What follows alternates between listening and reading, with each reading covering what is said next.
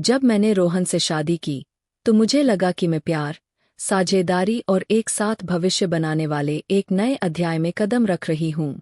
हम कॉलेज में मिले थे, दोनों अर्थशास्त्र की पढ़ाई कर रहे थे और ग्रुप प्रोजेक्ट्स, देर रात की पढ़ाई और जीवन में कुछ बड़ा करने के सपनों के दौरान हमें प्यार हो गया। ग्रेजुएशन के बाद हम दोनों को फाइनेंस में अच्छी नौकरियां मिल गईं। सब कुछ अच्छा लग रहा था। 3 साल डेटिंग के बाद हमने शादी कर ली और मुझे सच में विश्वास था कि हम पति पत्नी के रूप में अपना जीवन शुरू करने के लिए तैयार है। लेकिन शादी के ठीक 1 हफ्ते बाद रोहन ने कुछ ऐसा कहा जिसकी मुझे उम्मीद नहीं थी। प्रिया, उसने हिचकिचाते हुए कहा, क्या तुम अपनी नौकरी छोड़ने और मेरी माँ के साथ रहने पर विचार करोगी? मेरी आंखें फटी रह गईं। रुको, क्या? मुझे पता है यह आदर्श नहीं है, उसने जल्दी से कहा, लेकिन वह अकेली है। पिताजी सालों पहले गुजर गए थे और तब से वह अकेली ही है। मैं उनका इकलौता बेटा हूँ। मैं बस नहीं चाहता कि वह अकेला महसूस करे। मैं उसे देखती रही, समझने की कोशिश कर रही थी। मुझे उनके साथ समय बिताने में कोई दिक्कत नहीं है, मैंने कहा, लेकिन मैंने सोचा था कि हम कम से कम कुछ समय के लिए अपने घर में रहेंगे, सिर्फ हम दोनों। मैं वादा करता हूँ कि यह तुम्हारे लिए मुश्किल नहीं होगा, उसने मेरा हाथ पकड़ते हुए कहा। मैं सुनिश्चित करूंगा कि वह तुम्हारा सम्मान करे। और इसलिए मैं मान गई। 3 हफ्ते बाद हम उसके बचपन के घर में चले गए। यह एक शांत पड़ोस में बसा एक साधारण 2 मंजिला घर था। उसकी माँ, सुनीता जी, ने एक विनम्र मुस्कान के साथ दरवाजा खोला उसके लिए। जैसे ही उनकी नज़र मुझ पर पड़ी, वह मुस्कान गायब हो गई। उन्होंने मुझे ऊपर से नीचे तक देखा, उनका भाव ठंडा हो गया। नमस्ते, आंटी जी, मैंने जबरदस्ती मुस्कुराते हुए कहा। मुझे सुनीता कहो, उन्होंने सपाट लहजे में कहा और पहले ही अपनी पीठ मोड़ ली। जैसे ही मैंने अंदर कदम रखा, मैंने उन्हें धीमी आवाज में कुछ बुदबुदाते हुए सुना। मैं शब्द नहीं समझ पाई, लेकिन मैंने उन्हें महसूस किया। वे गर्मजोशी भरे नहीं थे। मैंने इसे नजरअंदाज करने की कोशिश की। शायद उन्हें घर में किसी और के होने की आदत नहीं है, मैंने खुद से कहा। लेकिन अंदर ही अंदर कुछ कह रहा था। यह सिर्फ घबराहट या अजीब समायोजन नहीं था, यह अस्वीकृति थी, शांत, बर्फीली और तत्काल। मैं एक दुल्हन बन गई थी, लेकिन मैं कभी उनकी बहू बनने के लिए नहीं बनी थी। यह दूसरी सुबह शुरू हुआ। पहले दिन सुनीता जी ने बहुत कम कहा। वह मुस्कुराई नहीं, लेकिन उन्होंने कुछ क्रूर भी नहीं कहा। मैंने सोचा, शायद उन्हें बस समय चाहिए। मैं खुद को याद दिलाती रही कि यह सबके लिए एक बदलाव था। शायद थोड़ी दया और धैर्य से बहुत फर्क पड़ सकता है। लेकिन फिर अगली सुबह हुई। बेडरूम के दरवाजे पर जोर की दस्तक से मेरी नींद खुली, जिसके बाद उनकी आवाज़ चाकू की तरह सन्नाटे को चीरती हुई आई। क्या तुम अभी तक सो रही हो? 5 बज गए हैं। उठो और नाश्ता बनाओ। मैं हड़बड़ा कर बैठ गई। मैंने घड़ी देखी। सुबह के 5:07। आसमान अभी भी अंधेरा था। रोहन मेरे बगल में अभी भी खर्राटे ले रहा था। मैंने फुसफुसाया, रोहन, तुम्हारी माँ। उसने कुछ अस्पष्ट बड़बड़ाया, करवट ली और सोता रहा। तो मैं उठ गई। आधी नींद में मैं लड़खड़ाते हुए नीचे रसोई में गई। सुनीता जी पहले से ही डाइनिंग टेबल पर बैठी थीं, कॉफी पी रही थीं, बाहें बांधे हुए जैसे घंटों से इंतजार कर रही हों। तुम बहुत समय लगाती हो, उन्होंने बिना ऊपर देखे कहा। माफ कीजिए, मुझे नहीं पता था कि इतनी सुबह नाश्ता बनाना जरूरी है, मैंने सम्मानजनक लगने की कोशिश करते हुए कहा। खैर, जब तुम काम नहीं कर रही हो, तो कम से कम खुद को उपयोगी तो बना ही सकती हो। शब्द चुभ गए। मैं उन्हें सही करना चाहती थी, बताना चाहती थी कि मैं काम कर रही थी, कि मैंने बस शिफ्ट होने के लिए कुछ दिन की छुट्टी ली थी, लेकिन मैंने अपनी जुबान पर काबू रखा। यह इसके लायक नहीं लगा। मैंने अंडे, टोस्ट और कुछ दलिया बनाना शुरू किया। जैसे ही मैं खाना बना रही थी, वह धीमी आवाज में टिप्पणियां करती रहीं। तुम इतनी धीमी क्यों हो? मैं ऐसे नहीं करती। आजकल के लोगों को घर चलाना बिल्कुल नहीं आता। मैंने आखिरकार सब कुछ प्लेट में रखा, मुड़ी और कहा, इंतजार के लिए माफ कीजिए, नाश्ता तैयार है। वह पास आई, दलिया का एक चम्मच लिया और त्योरियां चराई। यह बहुत नमकीन है। क्या तुम मेरा ब्लड प्रेशर बढ़ाने की कोशिश कर रही हो? मैंने इसे चखा था। मैंने धीरे से कहा, मुझे लगा कि यह ठीक था। क्या तुम कह रही हो कि मुझे नहीं पता कि नमकीन क्या होता है? उनका लहजा बदल गया था। व्यंग्य के नीचे अब गुस्सा था। क्या तुम मुझे चोट पहुंचाने की कोशिश कर रही हो? क्या यही तुम्हारी योजना है? इस घर में घुसकर धीरे धीरे मुझे झड़ देना? मेरा दिल बैठ गया। नहीं, बिल्कुल नहीं। मैं स्तब्ध होकर बोली, आप ऐसा क्यों कहेंगी? वह अचानक खड़ी हो गईं और बर्तनों की ओर इशारा किया। इसे साफ करो, फिर कपड़े धो। यह घर खुद अपना ख्याल नहीं रखेगा। जैसे ही मैं सफाई शुरू करने के लिए मुड़ी, मेरे हाथ कांप रहे थे। यह सिर्फ दलिया के बारे में नहीं था, या अंडे, या जल्दी उठना। यह नियंत्रण के बारे में था। किसी ऐसे व्यक्ति के बारे में जिसे श्रेष्ठ महसूस करने की जरूरत थी, मेरी कीमत पर। और मुझे उस सुबह सिंक पर खड़े होकर एक और बात का एहसास हुआ। सुनीता जी मुझसे नफरत नहीं करती थीं। वह मुझसे खार खाती थीं।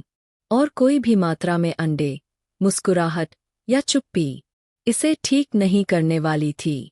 तीसरे हफ्ते तक मैं पूरी तरह थक चुकी थी। हर सुबह सूरज उगने से पहले शुरू होती थी। हर दिन एक परीक्षा थी जिसके लिए मैंने कभी साइन अप नहीं किया था। और हर रात मैं एक ऐसे पति के बगल में बिस्तर पर लेटी रहती थी जो लगातार दूर होता जा रहा था। जब मुझे आवाज की जरूरत होती थी तब चुप, जब मुझे हरकत की जरूरत होती थी तब स्थिर। यह सिर्फ काम, सुबह जल्दी उठना या लगातार आलोचना नहीं थी। यह वह तरीका था जिससे सुनीता जी मुझे देखती थीं। जैसे मैं उनके बेटे के साथ एक ही कमरे में रहने लायक नहीं थी। और उस हफ्ते कुछ टूट गया। यह एक बारिश वाली गुरुवार की सुबह थी। मैंने अभी अभी रसोई का फर्श साफ किया था जब सुनीता जी अपनी कॉफी मग लेकर अंदर आईं। वह मुझे देखती रहीं, बाहें बांधे, आंखें सिकोड़े। अभी भी सफाई कर रही हो? काफी समय लगा दिया। तुमने फ्रिज के नीचे एक जगह छोड़ दी है।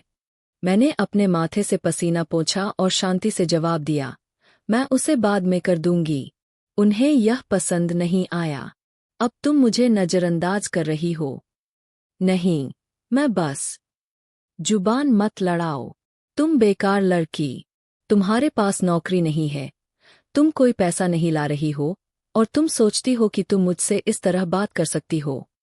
तभी मैंने एक गलती की। मैंने कहा, असल में मेरे पास नौकरी है। वह रुकीं। उनकी आवाज धीमी हो गई, तीखी। कौन सी नौकरी? पूरे दिन अपने लैपटॉप पर बैठना, स्क्रीन पर नंबरों को हिलते हुए देखना। यह असली काम नहीं है। मैंने जवाब नहीं दिया। मैं काउंटर पहुंचने के लिए वापस मुड़ गई। और फिर मैंने अपने पीछे उनके कदमों की आहट सुनी, तेज, आक्रामक।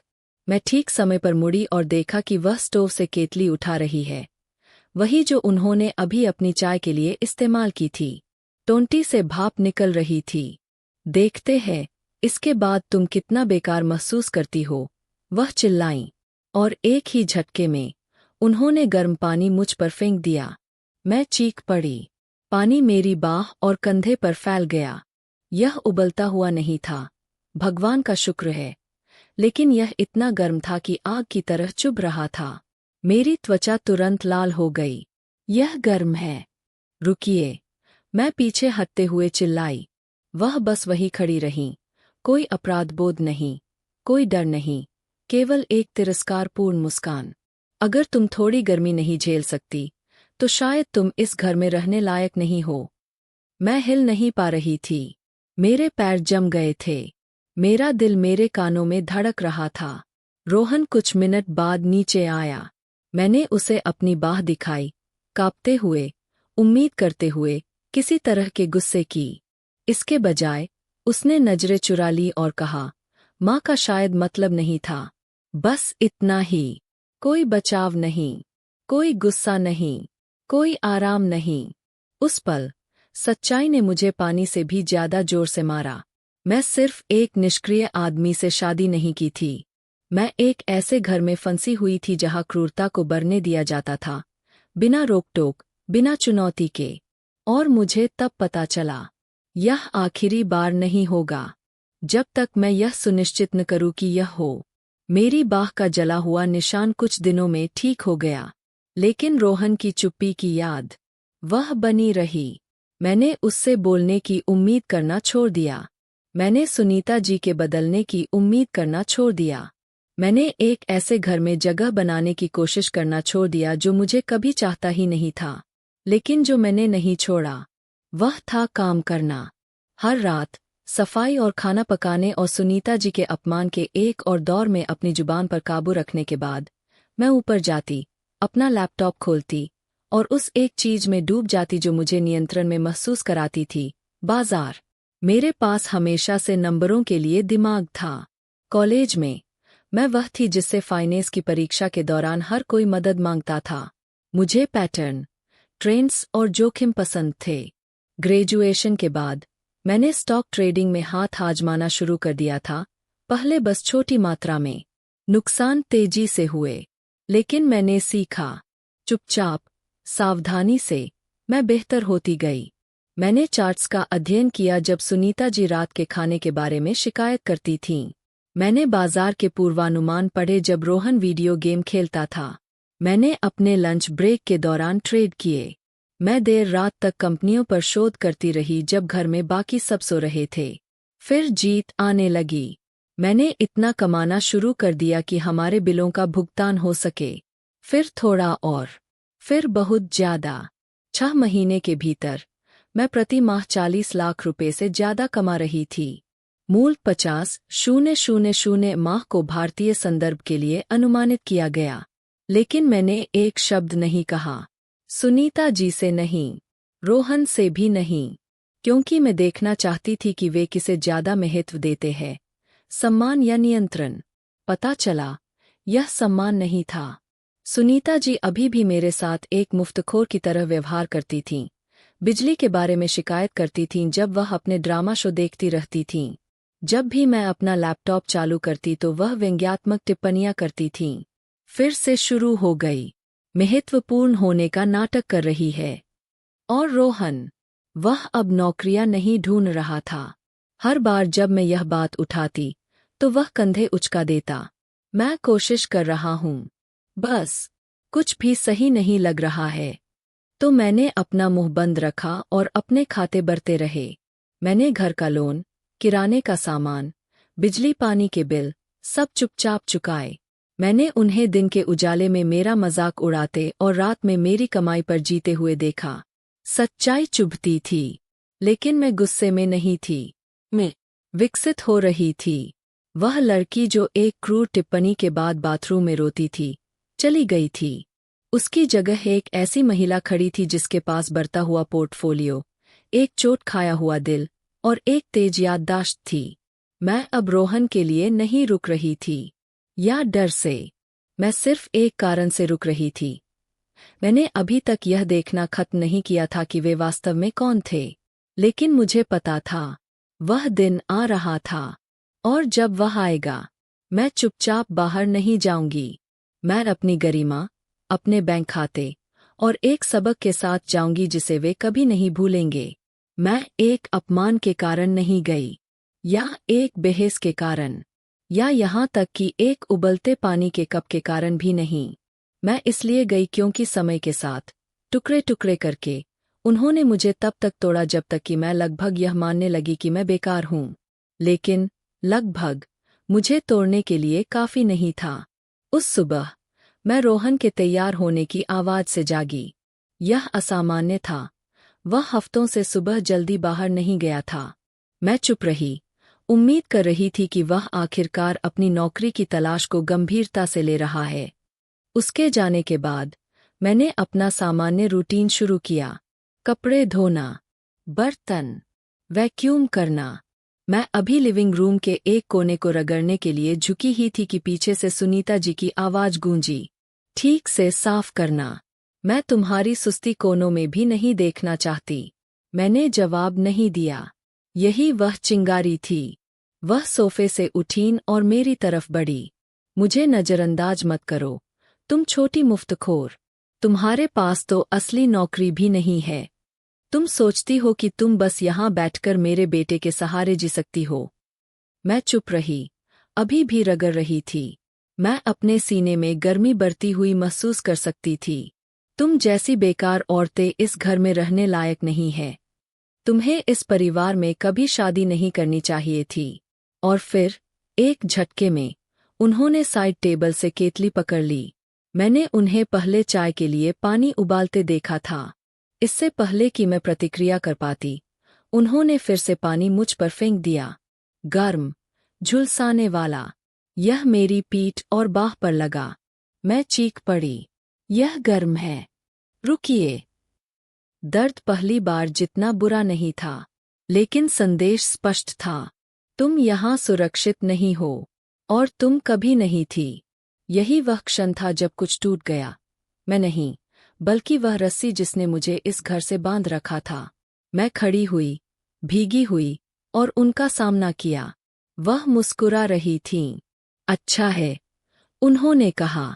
आखिरकार संदेश समझ में आ रहा है। मैंने बहस नहीं की।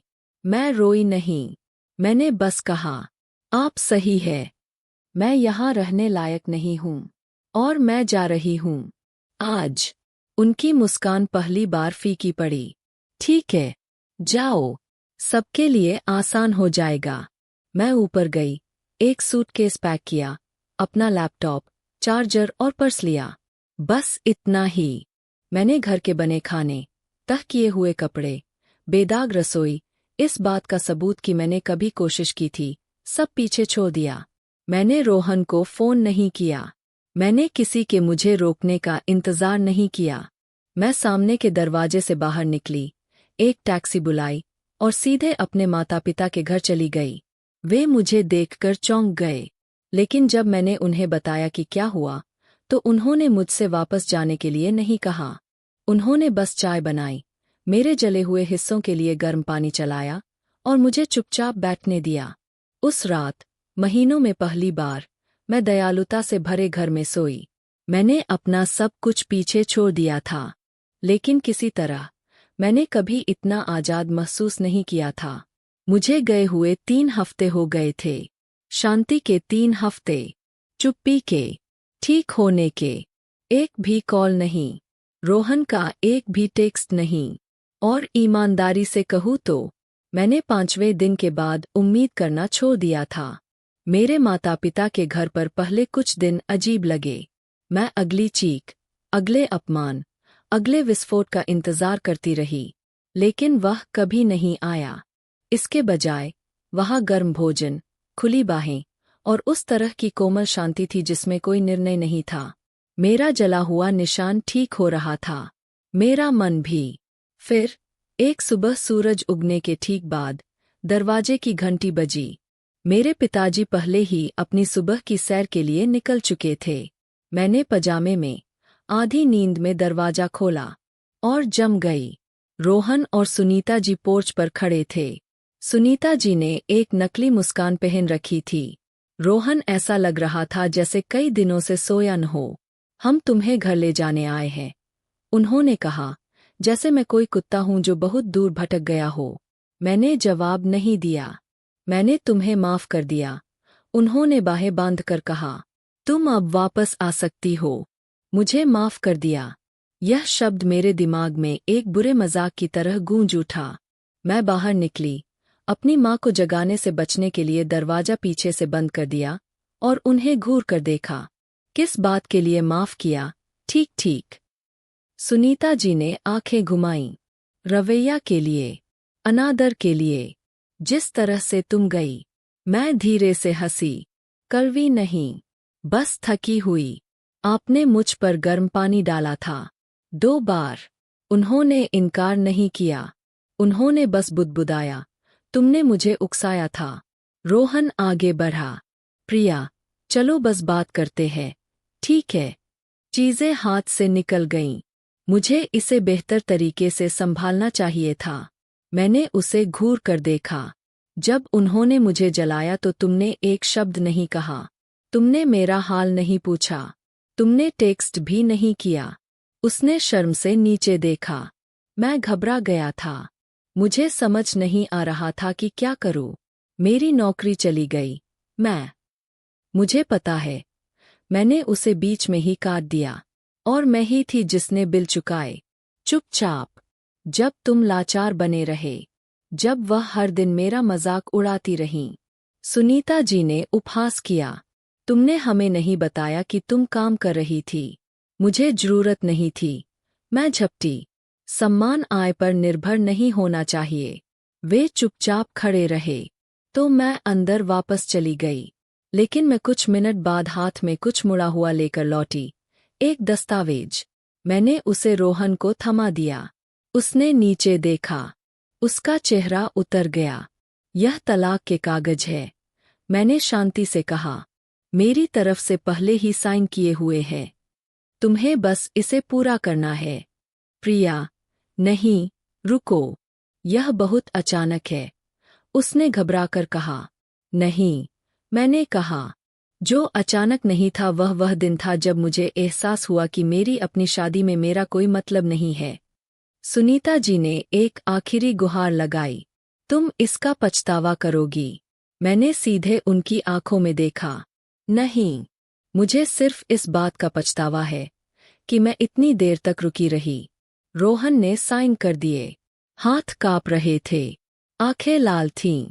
मैंने उनके पीछे दरवाजा बंद कर दिया। ताला लगा दिया। और पहली बार मुझे दुख महसूस नहीं हुआ। मुझे आजाद महसूस हुआ। तलाक मेरी दुनिया का अंत नहीं था। यह अंततः इसमें जीने की शुरुआत थी। रोहन और सुनीता जी के जाने के बाद मैं रसोई की मेज पर अपनी माँ की बनाई चाय के कप के साथ बैठी। उन्होंने कुछ नहीं कहा। उन्होंने बस अपना हाथ मेरे हाथ पर रखा। वह छोटा सा इशारा, इतना सरल, इतना दयालु, ने मेरे अंदर कुछ खोल दिया। मैं रोई। इसलिए नहीं कि मैं दुखी थी, बल्कि इसलिए कि मुझे आखिरकार सुरक्षित महसूस करने की इजाज़त मिली थी। आने वाले हफ्तों में मैंने ठीक होने पर ध्यान केंद्रित किया। अब और दबे पांव चलना नहीं। अब और अपनी कीमत साबित करने के लिए सुबह होने से पहले जागना नहीं। अब और दूसरों को सहज महसूस कराने के लिए खुद को सिकोड़ना नहीं। इसके बजाय मैं उस जीवन में झुक गई जिसे मैं चुपचाप पर्दे के पीछे बना रही थी। मैंने अपना स्टॉक पोर्टफोलियो बढ़ाया। कुछ महिलाओं को ऑनलाइन कोचिंग देना शुरू किया जो ट्रेडिंग सीखना चाहती थीं। मैंने एक छोटा ऑनलाइन कोर्स भी बनाया।